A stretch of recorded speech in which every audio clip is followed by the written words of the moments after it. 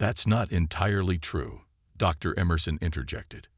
I've maintained encrypted quantum communication with Pathfinder 2. Captain Elias Kumar and his crew have mapped significant portions of the Perseus arm, and they've encountered others. Others? Non-council species. Rivera leaned forward. Yes, species that either left the council voluntarily or were pushed out, like us. They've formed their own networks, trading systems. Some have technologies the council has never seen. The revelation changed everything. Within weeks, a plan was formed. While Earth prepared its defenses against both the quarantine enforcers and the unknown threat, Maya and the Horizon would slip through the closing blockade to rendezvous with Pathfinder 2. The escape from Sol was harrowing. Using experimental stealth technology developed in secret, the Horizon avoided the primary sensor nets but was spotted by a Viridian patrol near Neptune. 2 destroyer-class vessels pursued them to the jump point. They're charging weapons, Patel shouted as the ship shuddered from a near miss. Divert all non-essential power to engines and shields, Maya ordered calmly. Time frame, Lieutenant Wong. Jump calculations complete in 15 seconds, Captain. Another blast rocked the ship, sending warning lights flashing across the bridge. Shield integrity at 64%, reported the tactical officer. 10 seconds. Maya gripped her chair as the pursuing ships launched what appeared to be boarding craft. They're trying to disable us, not destroy us. They want the data we took. 5 seconds. All hands, brace for emergency jump, Maya announced shipwide. The stars outside stretched into streaks of light as the Horizon's experimental drive engaged, tearing a hole in space-time and hurling them beyond Council jurisdiction. 3 jumps and 18 days later, they'd reached the rendezvous coordinates. The Pathfinder 2 was waiting, a sleek exploration vessel that had been significantly modified with technologies unknown to Earth. Welcome to free space, Captain Chen. Kumar's voice came through as their ships established secure communications. I understand you finally joined the Exiles Club. The crews transferred to Pathfinder 2, bringing essential equipment and the precious council data. Kumar had aged since the photos Maya had seen, his once black hair now silver, but his eyes were sharp and determined. You've been busy out here, Maya observed, noting the various non-human crew members moving efficiently through the ship. Necessity breeds cooperation, Kumar explained. Meet Commander Nix, formerly of the Ascendant Collective.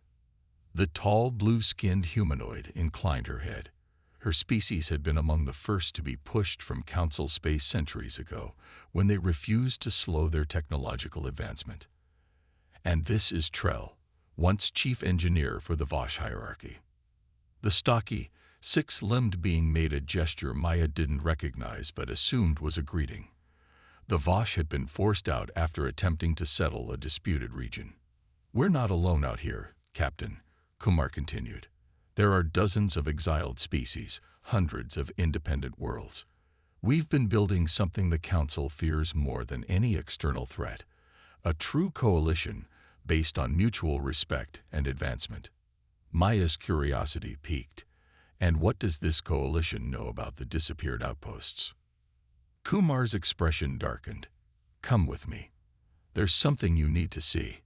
He led Maya and her senior staff to a secure laboratory where a holographic display showed an enormous structure floating in deep space.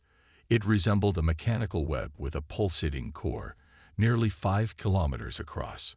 We call them harvesters, Kumar explained. Ancient autonomous weapons, dormant for millennia until something activated them 6 months ago.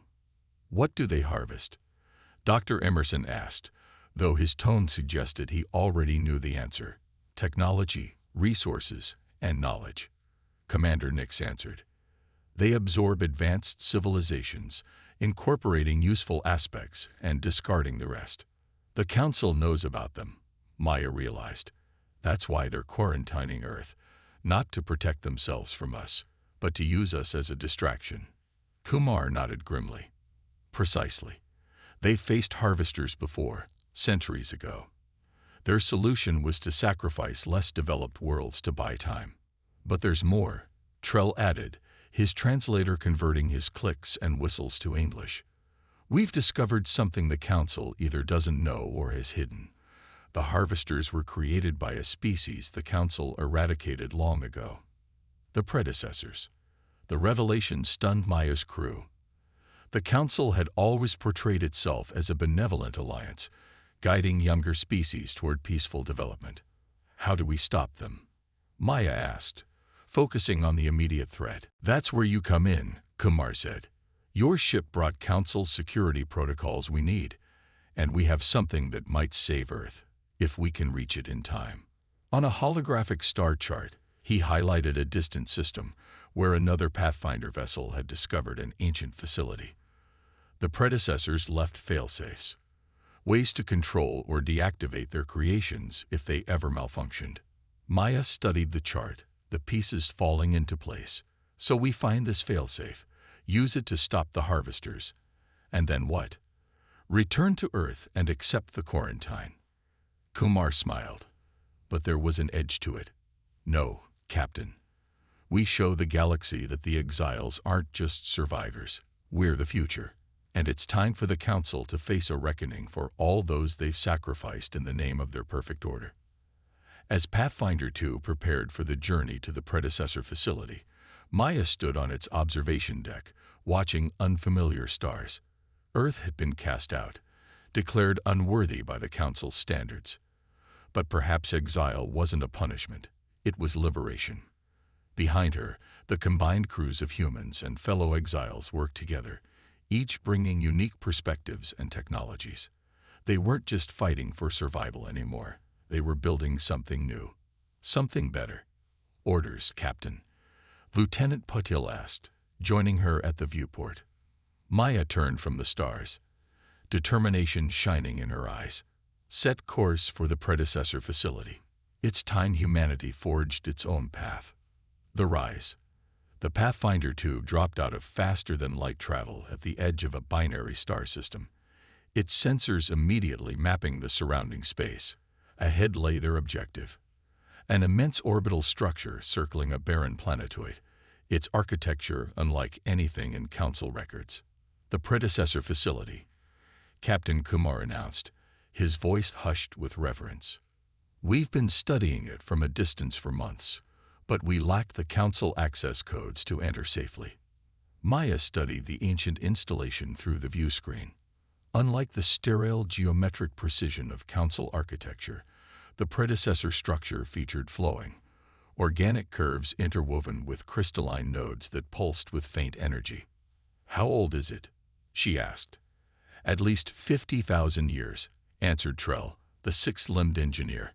Yet it still maintains environmental systems and defense capabilities. The predecessors built to last.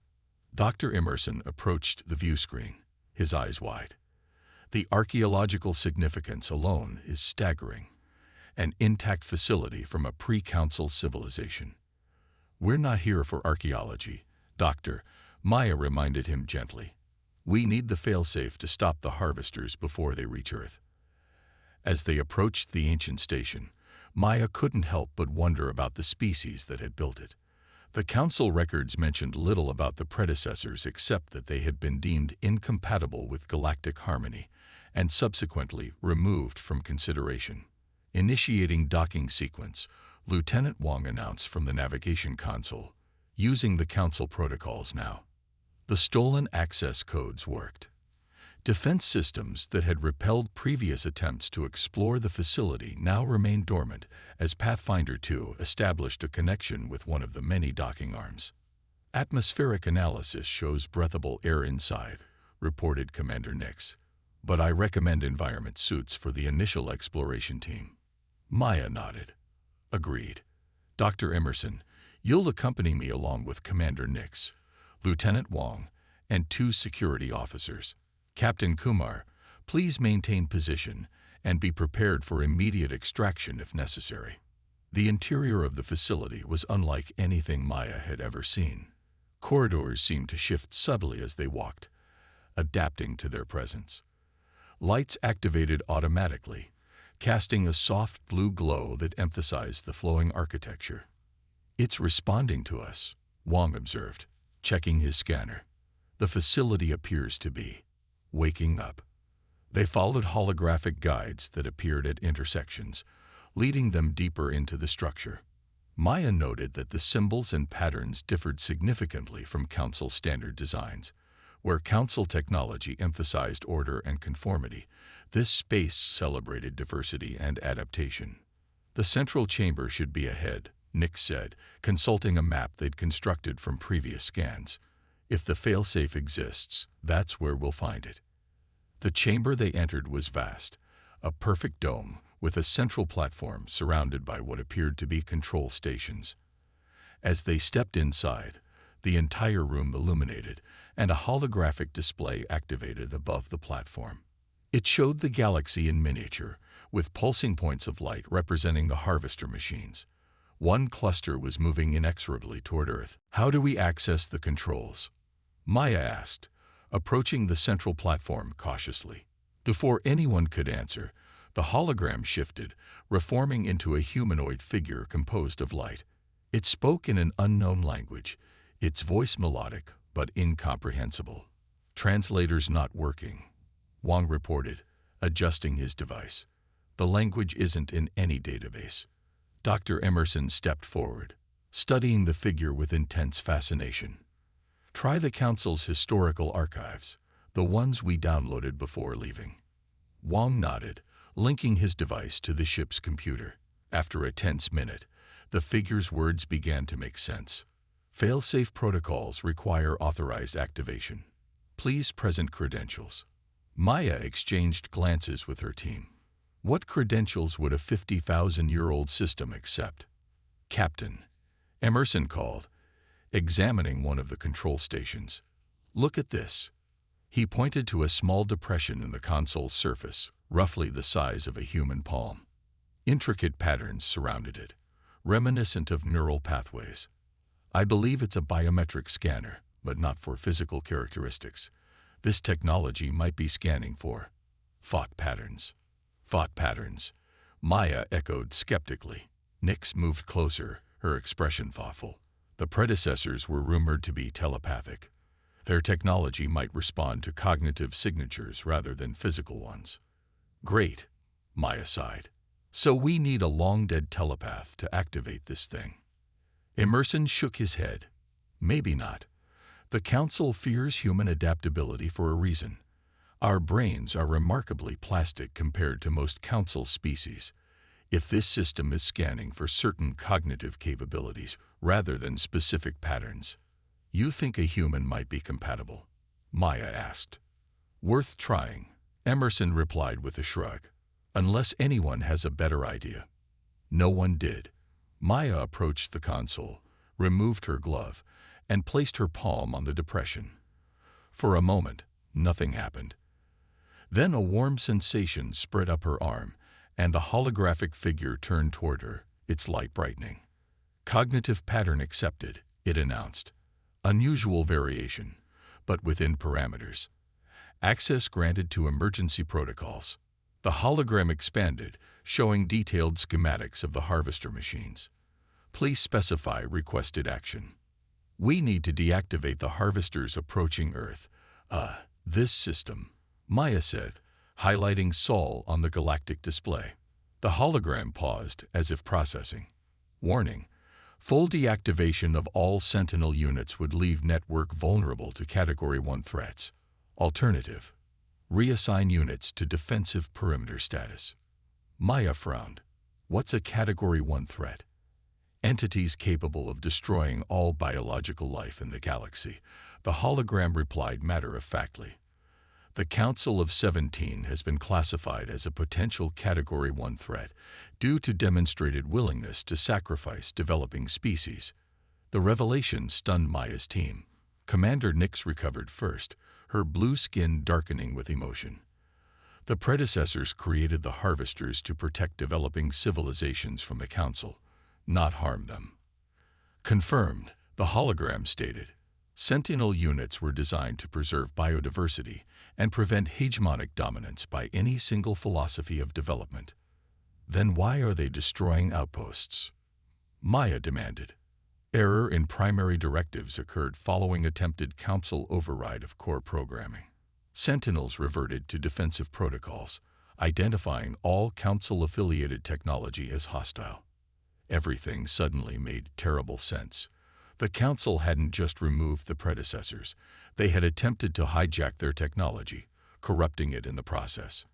And now, rather than fix their mistake, they were sacrificing Earth as a buffer. Can you repair the programming error? Maya asked. Affirmative. But restoration requires distribution of updated protocols through the network nexus. And where is this nexus? The hologram highlighted a point on the galactic map, directly in Council space, near Arcturus Station. Maya exchanged glances with her team. Well, that complicates things. Over the next hours, they downloaded everything they could from the predecessor database, the history the Council had erased, the technology they had suppressed, and most importantly, the correction protocols for the harvesters. When they returned to Pathfinder 2, Captain Kumar listened to their findings with growing amazement. So these harvesters, these sentinels, were meant to be guardians, not destroyers. And the Council knew, Maya added, anger edging her voice. They knew they caused the malfunction, but chose to sacrifice us rather than fix their mistake. What's our next move? Kumar asked. Maya studied the galactic map they'd brought back. We have two immediate problems. Earth is still in the path of malfunctioning sentinels, and the only way to fix them is to reach the network nexus in Council space. We'll need help, Nick stated. More ships, more allies. And fortunately, Kumar smiled, I know where to find them. The next 3 weeks were a flurry of activity as Pathfinder 2 visited a series of hidden outposts and independent worlds beyond Council space. At each stop, representatives of exiled species joined their cause, bringing ships, technology, and knowledge the Council had suppressed for centuries. Maya watched in awe as their small task force grew into a fleet of over 40 vessels, each unique in design and capability. Unlike the uniform, standardized ships of the Council, this exile fleet represented the full spectrum of innovation freed from artificial constraints. The Council calls this chaos, Kumar observed as they reviewed the assembled forces. I call it evolution. Their plan had 2 parts. A smaller, faster team led by Maya would take the Horizon back into Council space to reach the network nexus, while the main fleet under Kumar's command would head to Earth, using modified predecessor technology to hold off the Sentinels until the fix could be implemented. As Maya prepared to depart, Dr. Emerson approached her with a concerned expression. Maya, there's something you should know before we return to Council space. He showed her additional data they'd extracted from the predecessor archives. The Council didn't just fear the predecessors' technology. They feared their philosophy. The predecessors believed advanced species had a responsibility to nurture new civilizations, not control them. That doesn't sound threatening, Maya observed. It is if your power depends on maintaining a strict hierarchy, Emerson countered. The Council has been systematically eliminating any species that might challenge their control or offer alternatives to developing worlds. Maya considered this as she watched the diverse crews of the exile fleet working together. Then what we're doing isn't just about saving Earth. No, Emerson agreed. It's about offering the galaxy a different path forward. The return to Council space was even more dangerous than their escape.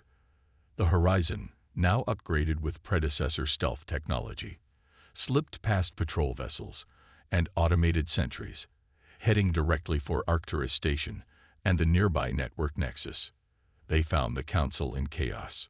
Reports of advancing Sentinel machines had reached the central worlds, causing panic among species that had thought themselves safe behind their hierarchical walls. The Viridians are evacuating their colonies, Lieutenant Wong reported as they approached the nexus. The Mora have gone into full defensive lockdown. And Earth? Maya asked. Facing the first wave of Sentinels, Patil answered grimly. The quarantine enforcers abandoned their posts when the machines appeared. Earth stands alone. Maya clenched her jaw. Not for long. Status of the Nexus. Minimal defenses, Wong reported. They'd diverted forces to protect Arcturus Station itself. Take us in. Prepare the correction protocols. The network Nexus was a massive communication hub, its design clearly influenced by stolen predecessor technology. The Horizon docked undetected, and Maya led a small team inside, encountering only token resistance from automated systems. They reached the central core, where Lieutenant Wong began uploading the correction protocols. This will take approximately 10 minutes, Captain. Keep working. We'll secure the perimeter. Maya positioned her security team at key junctions, expecting Council forces to detect their intrusion at any moment. The upload was nearly complete when alarms finally sounded. Captain, Patel called over the comm. 3 Council destroyer-class vessels approaching. They're hailing us. Ignore them. How much longer, Lieutenant? 2 minutes to complete upload and activation. The station shuddered as the Council ships attached emergency docking clamps. They're boarding, Captain, reported one of the security officers. Multiple entry points.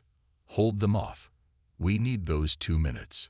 The first Council security forces, a mix of Viridian and Mora troops, encountered fierce resistance. Maya's team, equipped with modified weapons incorporating predecessor technology, held their ground at key choke points. Upload complete, Wong announced finally. Correction protocols are distributing throughout the Sentinel network.